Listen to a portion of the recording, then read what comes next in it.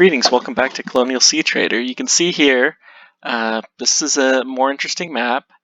We're going to take a look at a bit of some actual gameplay, but for now, you can see that some of the maps are a little more interesting than others. This has a decent coastline. So the main thing I've been working on this week is fixing this button here. You can see it actually is enabled this week. Last week it was not.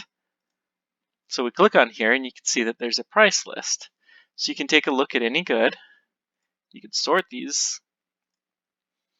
If you want to find the best buy price, sell price for whatever, you can see where it is if you're just looking for something close.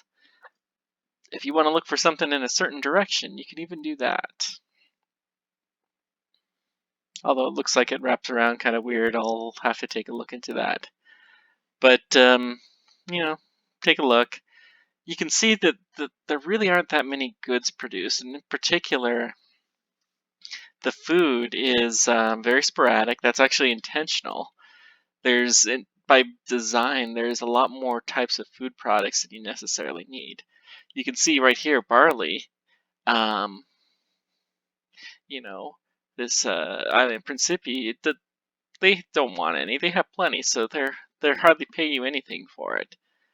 But they're charging a fair penny to purchase some, which is kind of interesting. There you go.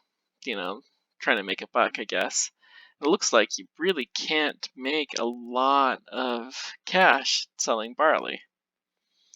We'll need to do some balancing with this, but it's a start. Take a look at oats. There are no oats anywhere at all. For whatever reason, they weren't created. Same with peanuts. The game is still pretty unbalanced, but there you go. So let's take a look at some of the gameplay thus far. You can see that the trading goods is a work in progress. Actually, that dialogue that I put together is going to help me to make it so it's a lot more interesting. The main thing you can do right now is to go to the broker and look for missions. Unfortunately, the city doesn't have anything it wants.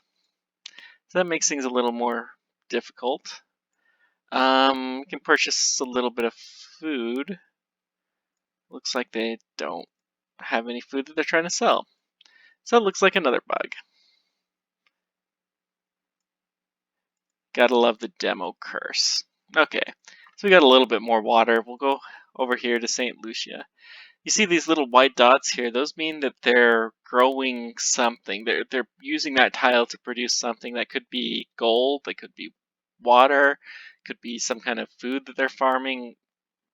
It just kind of depends on what they're in the mood for. Okay, so we're in St. Lucia. It looks like there's a lot of things to bring goods here. I see this arrow here should be disabled, but it's not. That would be an indicator that you want to bring something here. I'll work on that.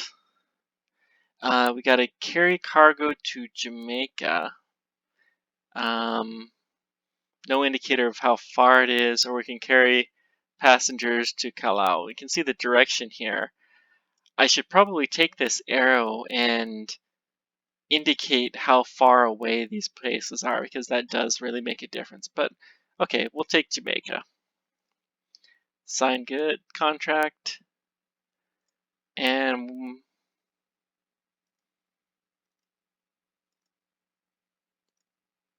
okay, must have clicked the wrong button there. So we go over to Jamaica. You see the city turned red, indicating that they're looking for something, although we tried to go over there and our crew revolted because we didn't have any goods. So there you go. The game right now, not very balanced. The food in particular, the cities are probably too far apart. I need to make some improvements there so that it flows a little smoother, but it's coming along. Made some great progress this week, and I'm hoping to continue to do so in future weeks. But for now, thanks for joining me.